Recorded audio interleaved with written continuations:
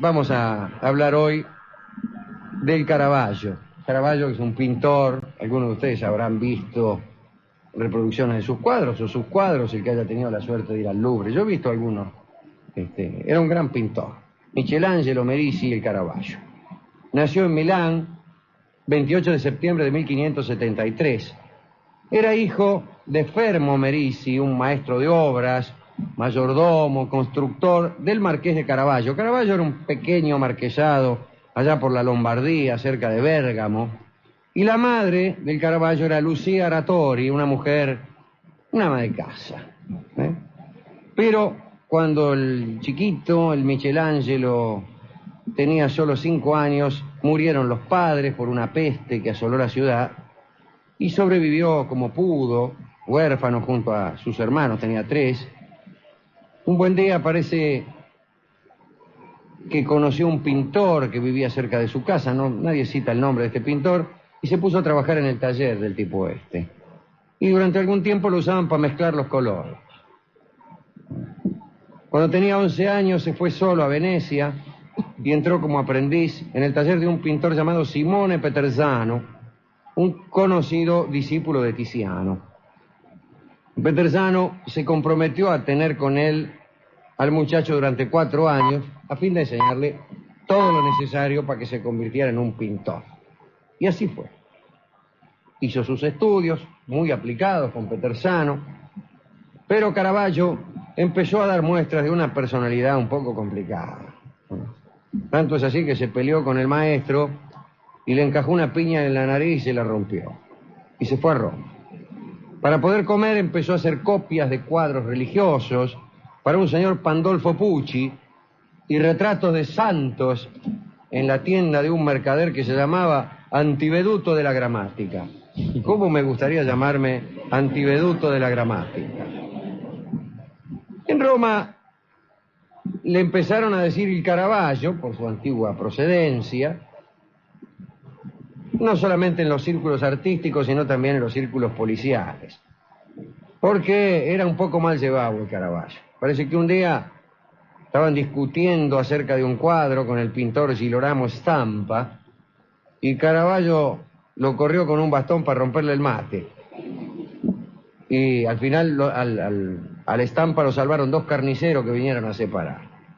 Un día lo llamó Giuseppe Cesari, que había pintado los medallones de la cúpula de San Pedro, y Caravaggio entró en el taller de Giuseppe Cesari como garzone, como asistente.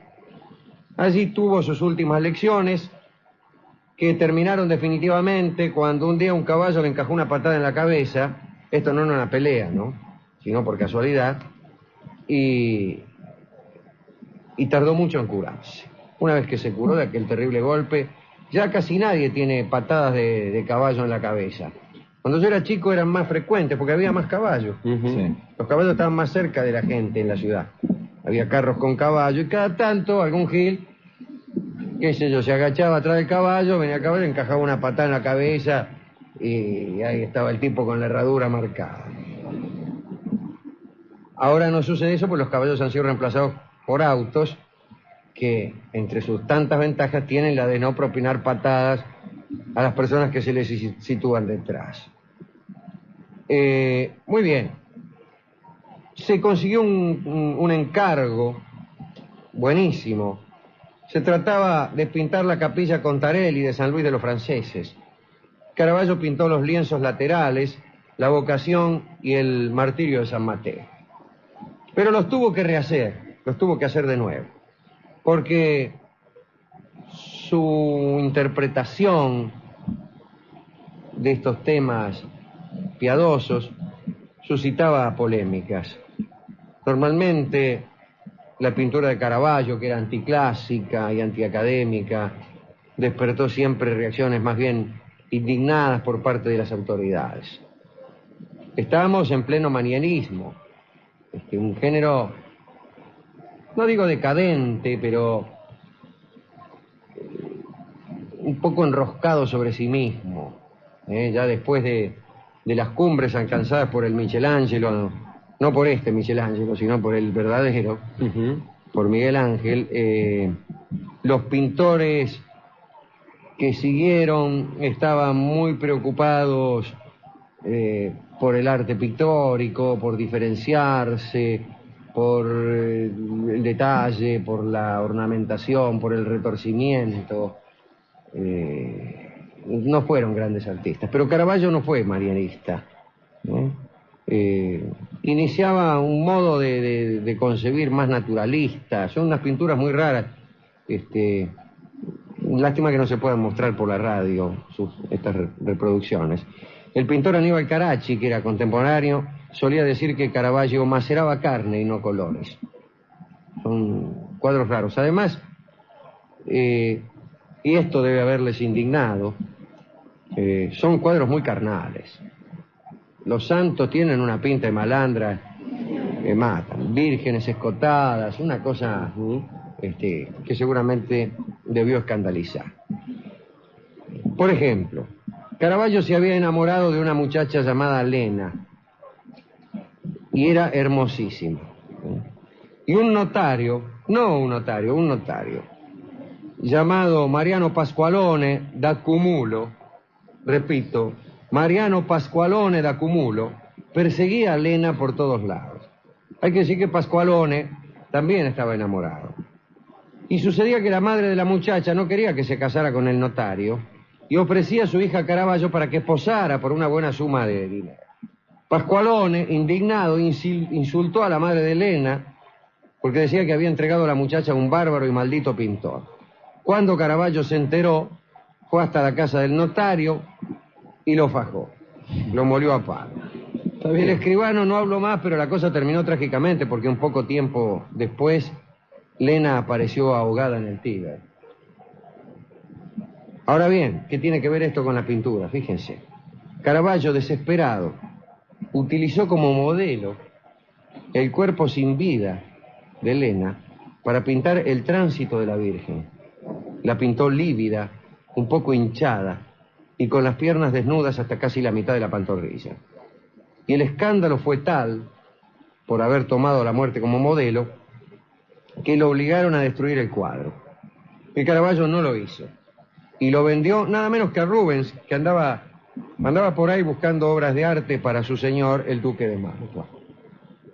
Para pintar la resurrección de Lázaro, por ejemplo, Caravaggio buscó en el cementerio un cadáver de 4 días para ser fiel al relato del Evangelio. Y por otra parte, todas las representaciones en sus cuadros surgían de sus relaciones sentimentales. Cuando él andaba con una mina, la usaba para pintar sus vírgenes y sus santas. Otra novia que él había tenido, además de Elena, la cortesana Filide, una chica de la calle, hizo en los cuadros de Caravaggio de Santa Catalina de Alejandría, de la Magdalena y de Judith.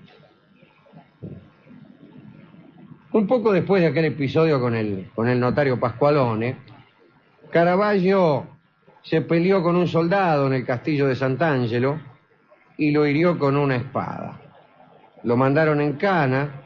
En realidad no lo iban a poner preso, pero durante el juicio insultó al juez y lo metieron adentro. Después lo soltaron. Al año siguiente tuvo otros 2 juicios. Estaba descontrolado, según algunos, por la impunidad que tenía, al amparo de los poderosos que amaban su arte y le pagaban la fianza. Entonces el tipo armaba toda clase de líos y cuando iba en cana siempre venía alguno a sacar. Lo arrestaron una vez por la agresión a un alguacil y a un camarero. Al camarero le tiró en la cara un plato con alcachofas porque parece que no se las había servido con suficiente cortesía.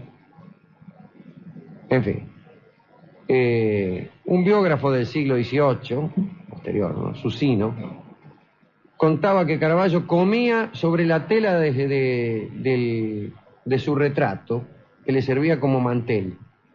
Se iba vestido a la cama con un puñal al costado. Iba armado a dormir. Y siempre iba armado, a todas partes.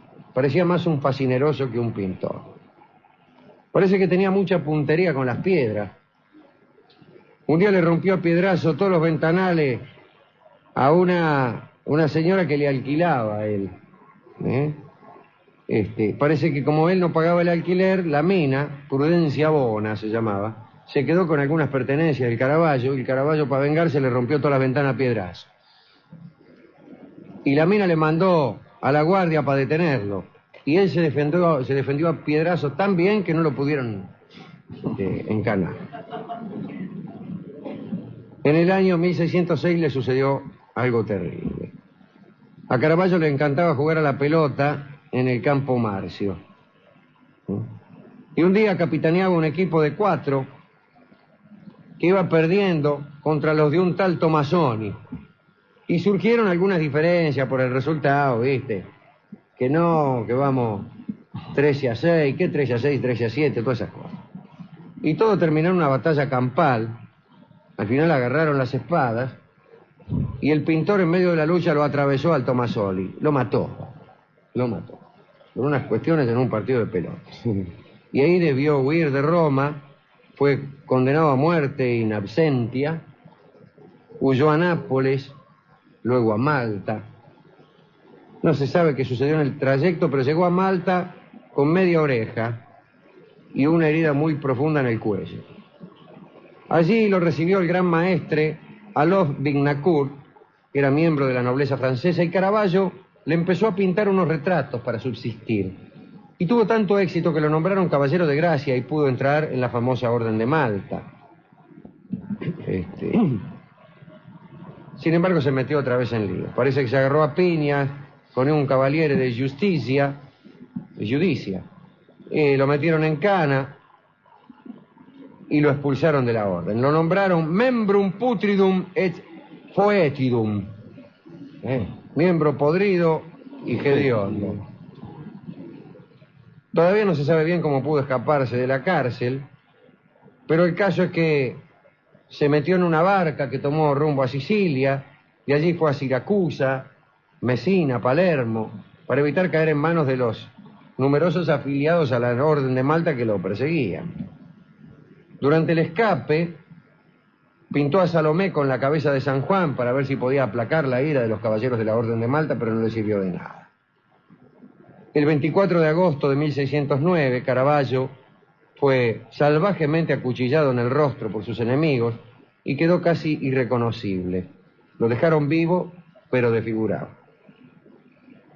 Recuperado de las heridas, melancólico, decidió embarcarse a Roma y pedirle perdón al Papa por el crimen de Tomasoli. El caso es que durante el viaje se produjo otro lío. Una guarnición española de Porto Hércules,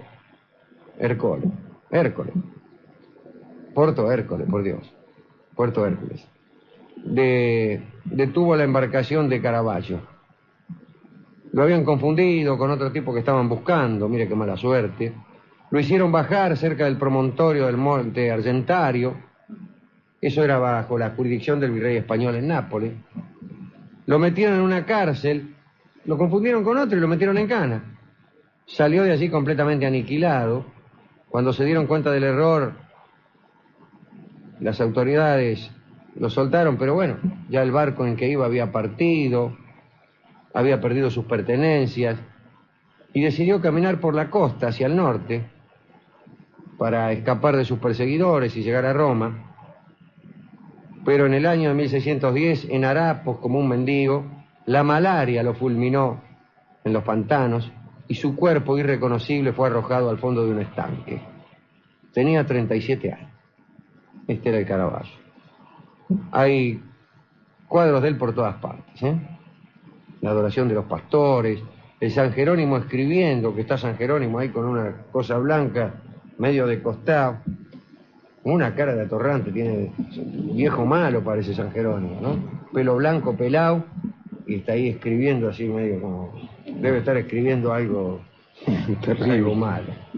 Los taúres son unos tipos que están jugando a la baraja, bien vestiditos, la cena de Maús, el entierro de Cristo, Cristo atado a la columna, son todos cuadros muy, los santos no tienen cara de santo,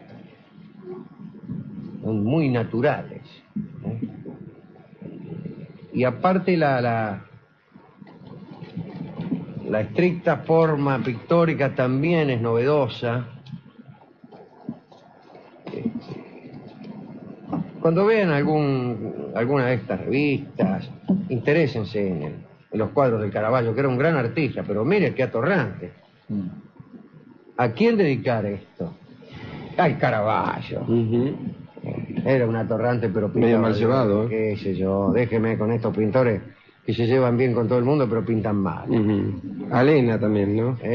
Alena, pobrecita. Alena, a la pretendida por el notario Pascualone.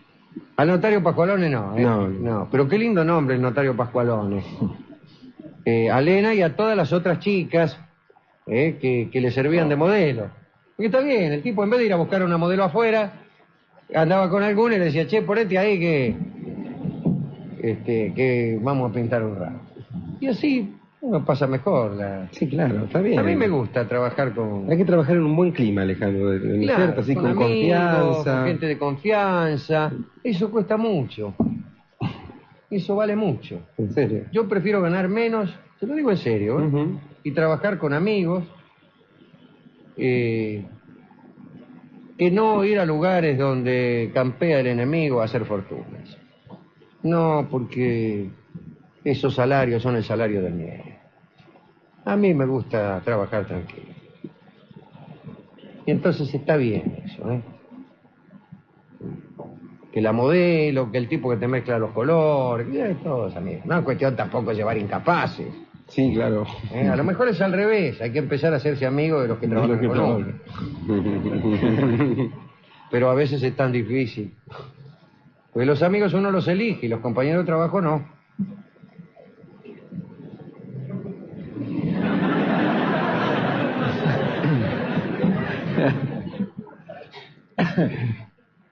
Usted sabe que es una gran felicidad trabajar con él. Sí, sí. Bueno, vamos a dedicar entonces esta breve charla a los amigos que han trabajado conmigo en todos estos años. Y a los que no siendo amigos ingresaron y siendo amigos se fueron o se quedaron. Pues, y al Caravaggio, ¿con qué podemos ilustrar la vida extraordinaria y desgraciada finalmente del Caravaggio? Ya que el tipo era malo, era mal llevado, andaba siempre en cana, y este es precisamente el tema de un tango que lleva por título Incurable. Incurable no porque estuviera enfermo el protagonista, sino porque era incurable por su vida de chorro y de gavión. Al Caravaggio le dedica Carlos Gardel este tanguito de Roberto Obreo Barbosa, Incurable.